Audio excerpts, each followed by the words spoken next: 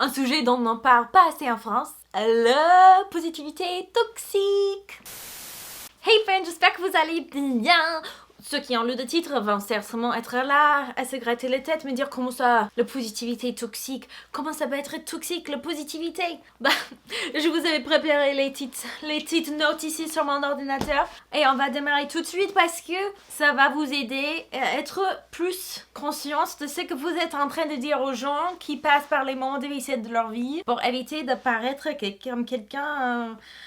un peu teubé. On a passé par un moment, il y a des années, où on était positivité, positivité, positivité. Et c'est vrai que la positivité, ça peut être extrêmement bénéfique, mais ça peut être également très, très toxique. Surtout quand on est dans le déni de la réalité. Donc, j'ai vu un petit post Facebook de psychologue.net qui a bien résumé ce que c'est ce phénomène. C'est la généralisation excessive et inefficace du bonheur et de l'optimisme dans toutes les situations. Elle implique le déni, l'invalidation, la minimisation de toute autre émotion naturelle de l'être humain ou de toute émotion désagréable. Est-ce que vous êtes quelqu'un qui aime bien cacher et réprimer ou minimiser les émotions désagréables, que ce soit vos propres émotions ou les émotions des autres? Est-ce que vous mettez une pression sur les gens d'être toujours heureux? Vous êtes peut-être quelqu'un qui est coupable de cette positivité toxique. J'ai trouvé une petite citation dans un forum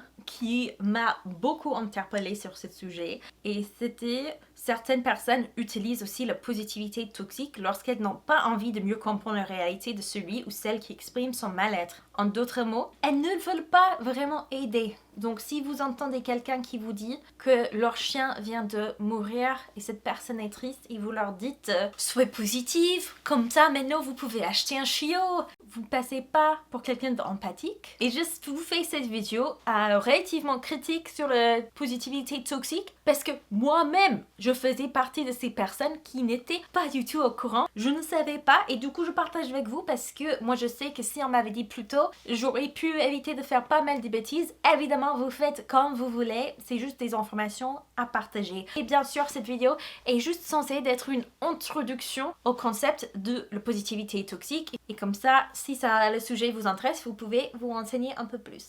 Beaucoup de positivité toxique est basée sur l'erreur de logique qui en anglais ça s'appelle relative privation. En français on appelle ça, il y a deux choses: le sophisme de la double faute qui consiste à tenter de justifier un comportement en soulignant que d'autres font le même ou pire, ou le sophisme du pire qui consiste à dire que X n'est pas un problème parce qu'il y a pire que X. C'est une erreur de logique, une réaction qui ignore complètement le fait que deux choses peuvent être vraies en même temps. Par exemple, moi qui fais des fausses couches, qui était triste, qui était effondrée, qui l'a très mal vécu, ça serait complètement mais stupide de dire ouais, mais il y a des gens qui perdent leur bébé quand les bébés sont à 9 mois de grossesse. Évidemment, Jean-Claude, faut être teubé pour croire le contraire. On est d'accord. Deux choses peuvent être vraies en même temps. C'est complètement possible. Moi, je peux être triste d'avoir perdu ma grossesse relativement tôt et il peut y avoir les situations qui sont pires dans la vie. Ils peuvent également avoir les situations qui sont meilleures. Ça ne change rien et ça n'invalide pas les sentiments que j'ai eus. En gros, la positivité toxique, c'est n'importe quel moment on est en train de dire arrêtez de voir le côté négatif et remplacez ses pensées ou ses émotions avec des émotions positives. Ça aide personne qui est dans une situation difficile va répondre à ce genre de commentaires avec ah oui, mais j'ai oublié d'être positive. Maintenant que tu m'as dit ça, je suis super heureuse que mon bébé est mort. T'as bien raison, ça me fait même de la joie. Non, personne. Voici comment les gens vont le prendre, cette positivité toxique. Soit cette personne va dire waouh, je peux vraiment pas faire confiance à cette personne, elle invalide mes émotions et elle n'est pas à l'écoute, elle ne me comprend pas. Cette personne tient à me faire taire car elle n'a pas envie que son confort à elle soit dérangé. Je ne peux pas faire confiance à cette personne dans l'avenir. Ou la quatrième option, cette personne est vachement stupide. Parfois dans la vie, ça va pas et c'est complètement normal et ce n'est pas en se cachant ses émotions ou en essayant de se forcer à penser les choses positives ou se culpabilisant d'aller mal qu'on va faire en sorte que les choses vont mieux. Mais par contre, ça veut pas dire qu'on doit juste s'effondrer dans le négatif. Il y a des façons super de soutenir les gens et rester même positive ou donner de l'espoir sans être vraiment dans l'invalidation, la surpositivité qui est complètement fausse, etc.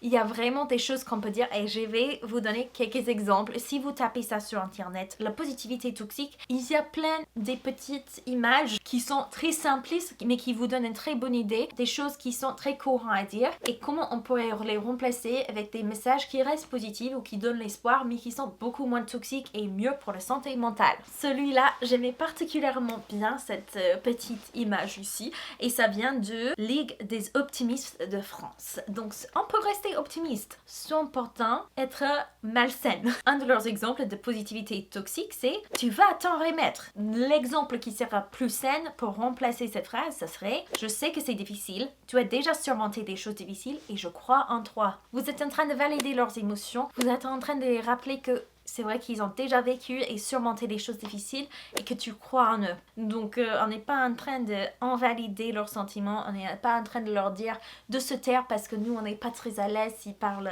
de ce qui leur est difficile dans leur vie. Et on est plus en train de soutenir et aider. Et c'est tellement plus gentil. Sois positive! Et la chose plus saine à dire, ce serait je sais que beaucoup de choses pourraient mal tourner. Qu'est-ce qui pourrait bien se passer selon toi? Et même ces phrases-là, j'essaie autant que possible, je suis absolument pas parfaite, mais j'essaie autant que possible de les utiliser avec mes enfants parce que je veux donner mes enfants les outils pour surmonter les situations difficiles. Je veux qu'ils sachent également que je suis là pour leur soutenir, peu importe leurs émotions sur le coup. Et je vais donner une petite précision, un petit disclaimer ici. On parle bien de valider les émotions et pas de valider toutes les actions possibles. Par exemple, si quelqu'un est fâché, et ensuite il crie sur toute la maison quand ils rentrent, ils sont en train d'être méchantes avec toute leur famille, on va pas valider leurs actions. Ça va pas. Ça va pas de traiter les gens comme ça. C'est parce que nous, on passe par un mauvais moment qu'on est obligé de faire souffrir tout le monde. C'est pas tout ce qu'on est en train de dire. Là, on parle juste des émotions. Les émotions sont valables, mais pas forcément toutes les actions. Et je précise bien parce que je sais que parfois, il y a des gens qui sont extrêmement manipulateurs qui vont prendre ce genre de discours et essayer de le tordre afin qu'ils puissent maltraiter les autres et que si tu essaies de contredire, dire non mais quand tu fais ça, ça fait mal aux autres, il faut être gentil avec tout le monde. Ah mais toi c'est la positivité toxique là, moi je me sens mal, que je fais comme je veux. Non, c'est pas ce qu'on est en train de dire là. Là on parle des émotions et des choses qu'on pourrait dire pour aider les gens. Est-ce que c'est clair? J'espère que c'est clair. Arrête d'être si négative. Ça, c'est une phrase qui aide personne. La personne ne va pas te dire, la personne qui est au fond de leur dépression ou autre, ah oui, c'est vrai, il faut juste que j'arrête d'être négatif. Merci de m'avoir rappelé. Non, ça aide personne. Plutôt, on va dire, c'est plutôt normal de ressentir du pessimisme dans cette situation. La vie est faite de haut et de bas. Donc, un petit rappel que, ouais, c'est vrai que ça, c'est un moment bas. Il y a des moments comme ça dans la vie, il y a des moments oh, c'est normal que tu ressens cette émotion face à cette situation. Et si par exemple, il y a une personne dans votre vie où vous ressentez pas que leurs émotions sont valables ou autres, ou vous êtes en train de dire ouais, vraiment ils chouinent pour rien, c'est pas possible, vous avez également le droit de vous excuser de la conversation parce que en essayant d'invalider leurs émotions et leurs ressentis vis-à-vis d'une situation, vous n'allez rien du tout améliorer, ça va pas changer leur avis. Je veux bien préciser que vous pouvez imposer des limites saines par rapport à ce que vos amis vous racontent aussi. C'est pas parce que notre ami passe par un mauvais moment que nous en tant qu'amis on soit obligé d'être à l'écoute constamment. Pour certaines personnes, surtout pour les traumatismes qui sont liés au sévice, etc., ça peut être extrêmement traumatisant d'écouter tout ça. Donc, n'hésitez pas à mettre des limites saines si vous ne pouvez pas émotionnellement ou mentalement supporter d'être à l'écoute non plus. Parfois, il y a des moments dans la vie où c'est mieux si on va consulter une professionnelle de santé mentale plutôt que vous, en tant que l'ami ou collègue de travail, vous essayez d'être leur thérapeute de comptoir, quoi. Donc n'hésitez pas vraiment si vous êtes dépassé ou vous êtes vraiment pas d'accord avec leurs émotions vis-à-vis de la situation, de soit ne rien dire ou juste même leur dire, vous savez quoi, je vois que vous êtes vraiment dérangé par cette situation, malheureusement je ne peux pas vous aider. Si c'est une proche qui vous fait confiance, bien sûr vous pouvez recommander qui consulte un thérapeute, un psychologue ou autre, mais si c'est pas quelqu'un très proche à vous, ça peut être très condescendant de leur dire d'aller voir un thérapeute ou autre. Ça peut être très très mal vu. Bref, n'abandonne jamais. Alors cette phrase-là, je suis tellement contre. Moi je suis pour l'abandon calculé.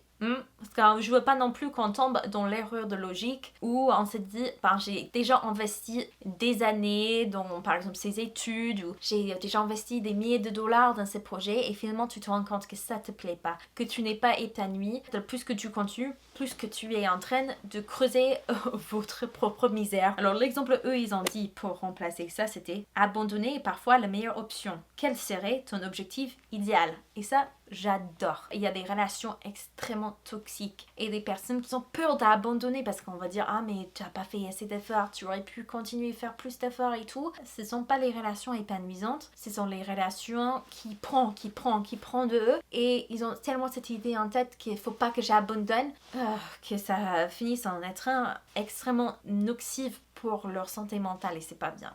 J'espère que ça vous aurait été utile. N'hésitez pas à l'envoyer aux personnes que vous aimeriez viser un peu. Est-ce que vous allez le partager avec votre mère? Je sais pas. Je vous aime tellement fort. Toutes vos émotions sont valables. Par contre, les actions, on évite autant que possible de faire mal aux autres. Je vous aime très fort et j'ai hâte de vous voir dans une prochaine vidéo très rapidement. Ciao!